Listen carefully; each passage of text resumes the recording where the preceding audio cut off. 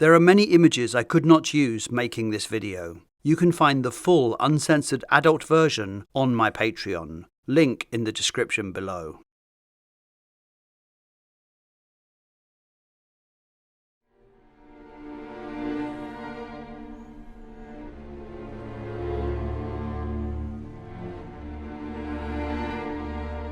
Egon Schiele was one of the most intense and controversial artists of the early 20th century.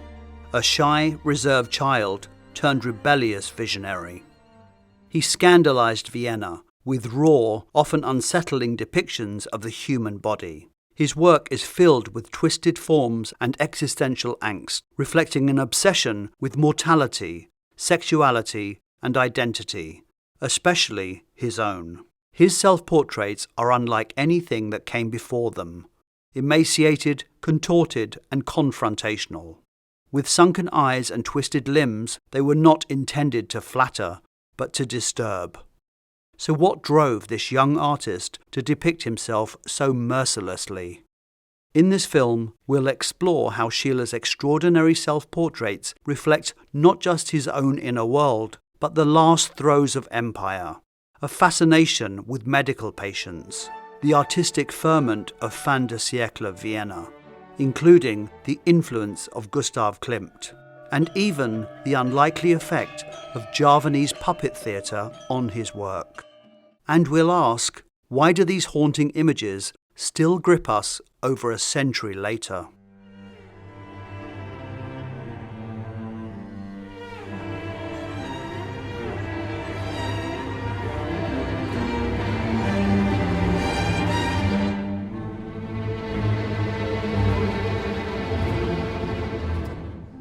As a child, Egon Schiele watched his father Adolf slowly disintegrate as hallucinations and seizures took hold of him, his body jerking convulsively into contorted shapes. It would have a profound effect on the young Schiele.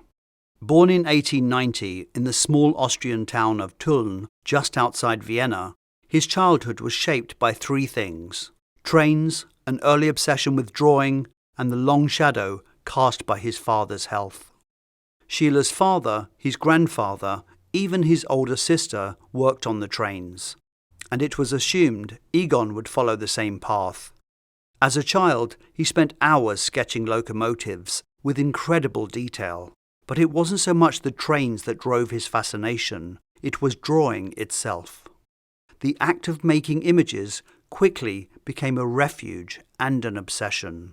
His father's humiliating mental and physical decline was due to the neurological effects of late-stage syphilis, a disease he had contracted from a prostitute on the night of his wedding. He would die when Egon was just 14. While Schiele never directly painted his father's death, it haunted his subjects. The frail body, the thin line between beauty and suffering, and the inescapable presence of death in life. The shame of his father's illness almost certainly contributed to Schiele's complicated attitudes towards sexuality. His work often connects eroticism and suffering, and there is a persistent undercurrent of desire, danger, and transgression in his work.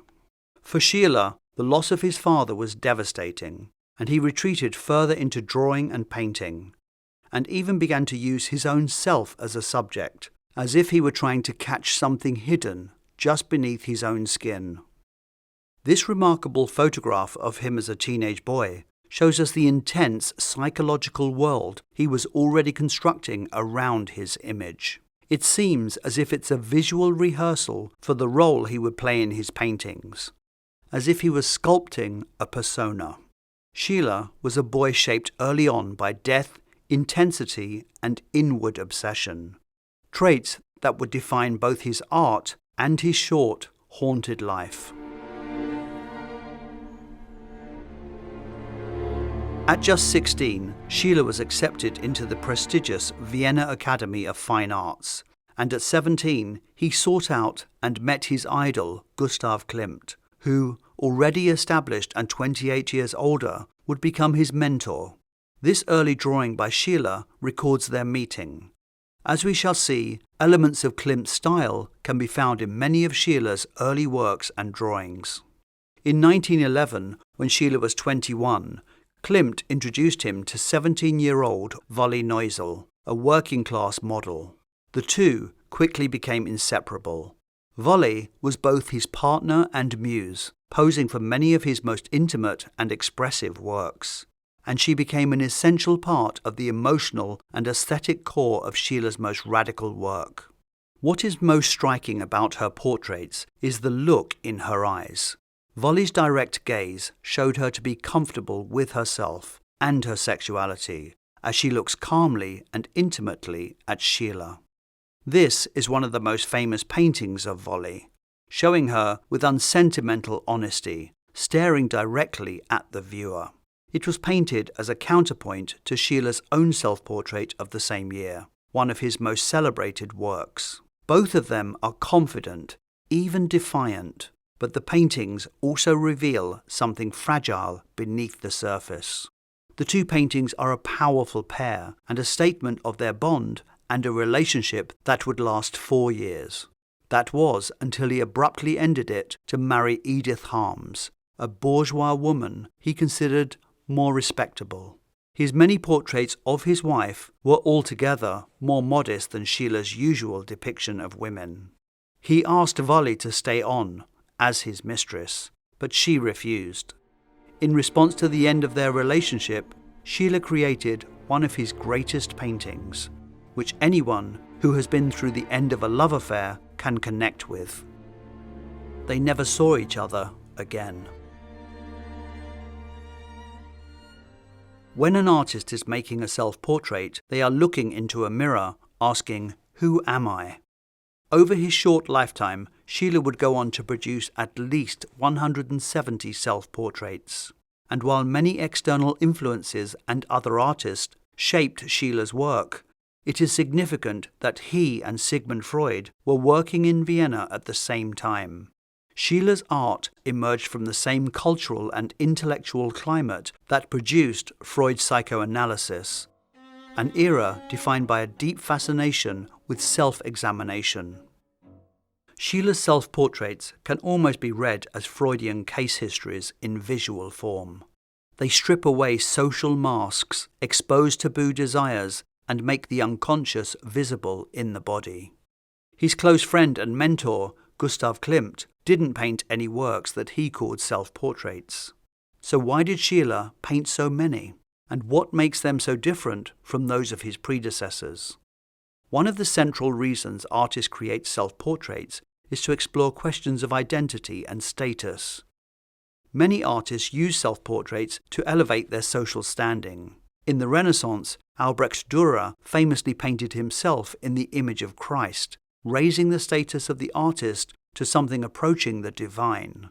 And art saw a rise of self-portraits included in commissions, another comment on the artist's status in society. Then there's the technical aspect. Repeatedly observing the same face allows for artistic experimentation and refinement. For others, it was about legacy. Painted in 1780, Sir Joshua Reynolds' self-portrait is a deliberate nod to Rembrandt, a calculated exercise in personal branding. Artemisia Gentileschi, meanwhile, painted herself as the embodiment of painting, boldly asserting her place in an art world that barely acknowledged women. But while this self-portrait by Vincent van Gogh is looking for our empathy or our understanding, this self-portrait by Schiele demands you face something raw and uncomfortable. It is a challenge. Schiele doesn't seem interested in sympathy, status, or legacy. Some have suggested it is down to narcissism. A fair point. His letters to his mother reveal a startling sense of entitlement, and his treatment of those closest to him, including his partner Wally, show a marked lack of empathy. But despite this, Schiele didn't use self-portraiture to celebrate himself, but to expose an inner truth. And whilst it emerged from the personal, it explored something much wider. He certainly wasn't flattering himself, in either subject or aesthetic. It is precisely his distorted use of line and composition that make his self-portraits so compelling. That and the proliferation of male nudes, a rarity in art. Schiele was academically trained and was a master draftsman. I think his line work is why his images still feel alive and immediate over a century later. Schiele's line is unmistakable. Even a fragment, a wrist, a cheek, a fold of cloth is recognizably his. That's because his line has a particular rhythm, angular, tense, and economically placed. It's not just a means of describing form, it's a voice. When people describe Schiele's sureness of line, they don't necessarily mean smooth or conventionally graceful.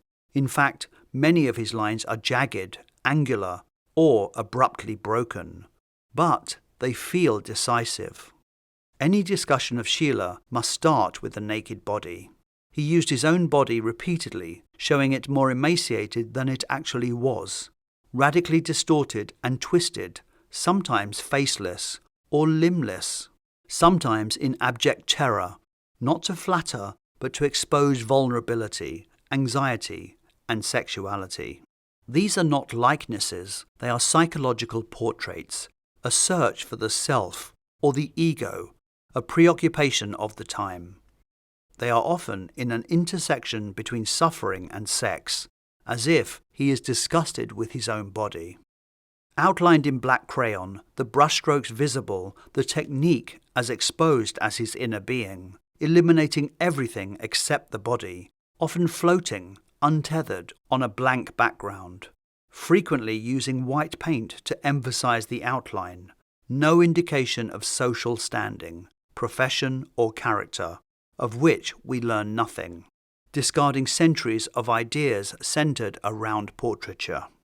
Isolated figures focus our gaze, and the stark fragmented compositions suggest a search for control over a body and psyche that had witnessed disintegration firsthand, with the slow, painful death of his father from a sexually transmitted disease. It has been suggested that by portraying male nudes, Schiele was levelling up the male-female nude ratio. But many models of this period and before were poverty-stricken prostitutes and didn't have a choice. Schiele did. He controls how he is seen. In contrast to his distorted self-portraits, in his unposed photographs we see a more relaxed, handsome and fashionably dressed man. In this drawing, Schiele presents himself in a deliberately awkward pose. The elbow juts outward, his chin tucks behind his shoulder, his ribs protrude. The line is confident, almost aggressive. And as was often the case, he avoided lush palettes, instead using ochres, browns, greens, and pallid skin tones, suggestive of decay. This is not a natural pose. It's bordering on discomfort. His hands often take on as much psychological weight as the faces in his portraits, sometimes exaggerated, angular, claw-like, or elongated to the point of distortion.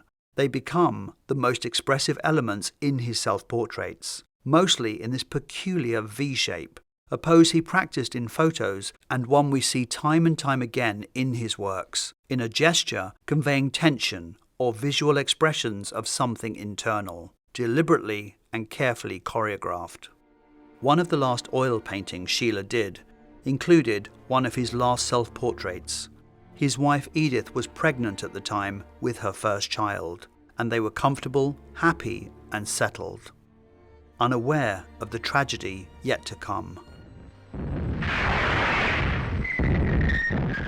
Schiele's body wasn't just a subject, it was a vehicle for expressing the tension and fragmentation of his time. His raw style was shaped by more than personal pain. He came of age in the final years of the Austro-Hungarian Empire, a sprawling, multi-ethnic state struggling with nationalist tensions, political fragmentation and looming war.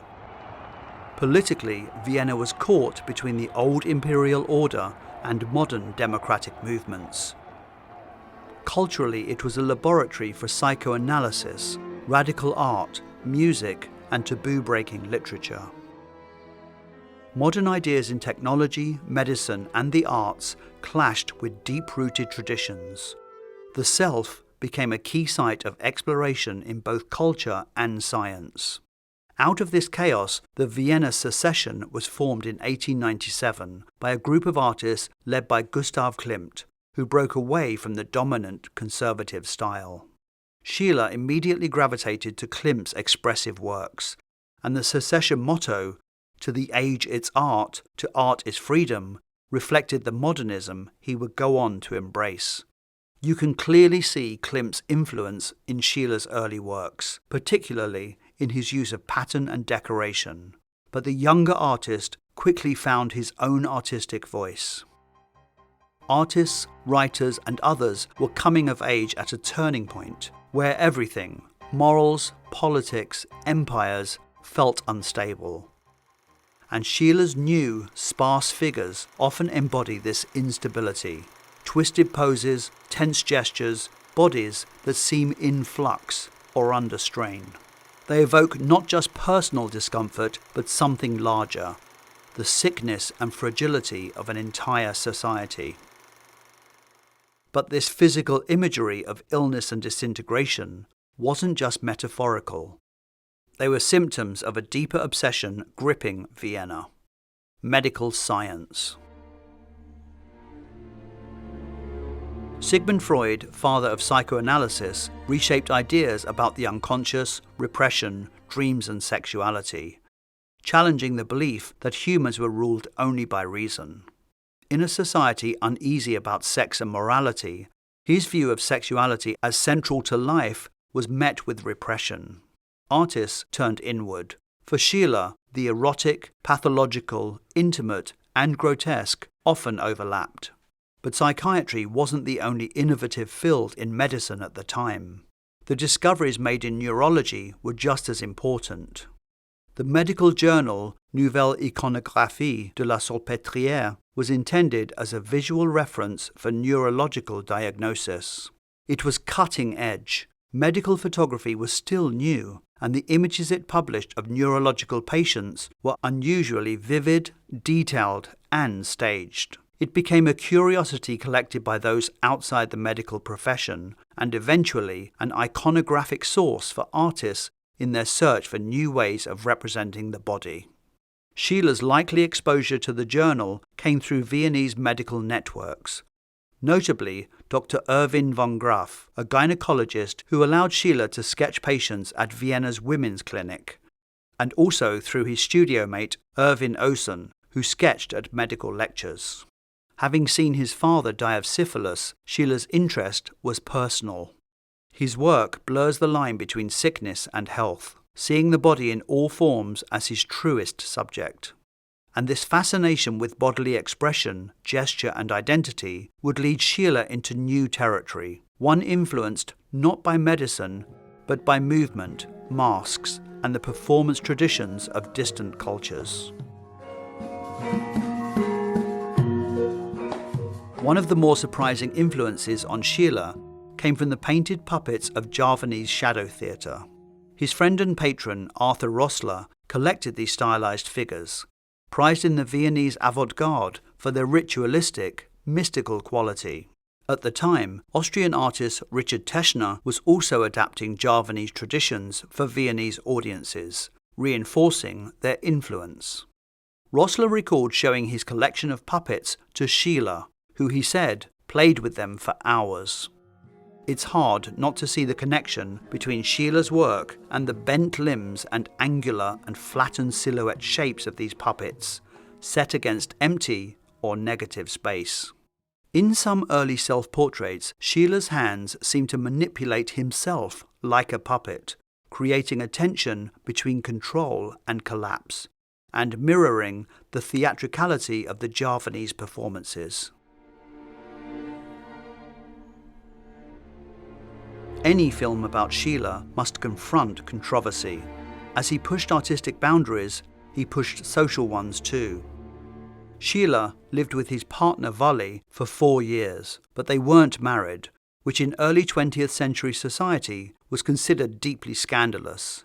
Struggling financially, they left Vienna and moved to the small town of Neulenbach. But the conservative community soon clashed with his eccentric behaviour and provocative art, alarming locals and feeding suspicion. In 1912, tensions reached a breaking point. Schiele was arrested and charged with allegedly seducing a minor. Though he was acquitted of that serious charge, he was convicted of displaying indecent drawings where children could see them. He served 24 days in jail. Whether his motives were purely artistic or something more sinister remains debated, but his behaviour caused real unease. Acknowledging this uncomfortable dimension is essential, not to justify it, but to understand both the radical nature of his art and the moral complexities it raises for us as viewers today, not least the debate between art and exploitation. During his imprisonment, Volley stood by him, visiting regularly and offering her support. Her loyalty was not repaid.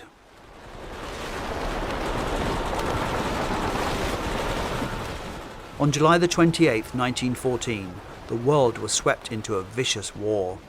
Then in June 1915, Schiele ended the relationship with Volley and married the respectable middle-class Edith Harms, just days before being conscripted for the war. He avoided frontline combat and by 1917 was transferred to a barracks near Vienna, where he mainly did clerical work, which left him time to draw these extraordinary portraits of prisoners, officers and fellow soldiers. His close friend and mentor Gustav Klimt died in February 1918 after a stroke and pneumonia, 9 months before the end of the war.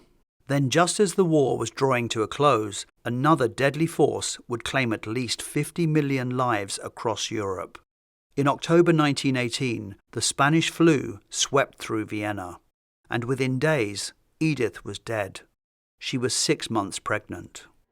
3 days later, Schiele followed her. He was only 28 years old.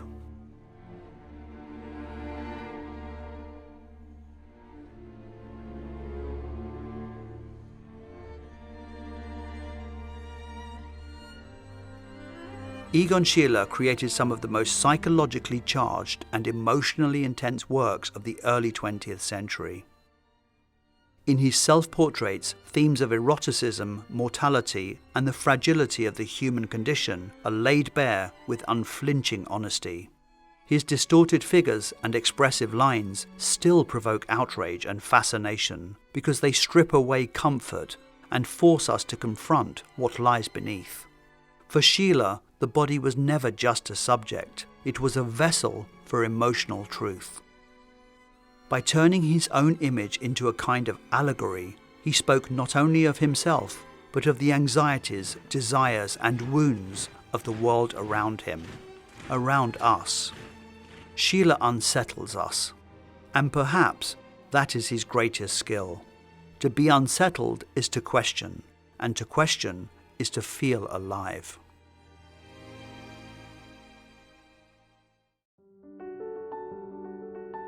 I'd like to read you an extract from my introduction because I think it says everything I want to say about what this book is.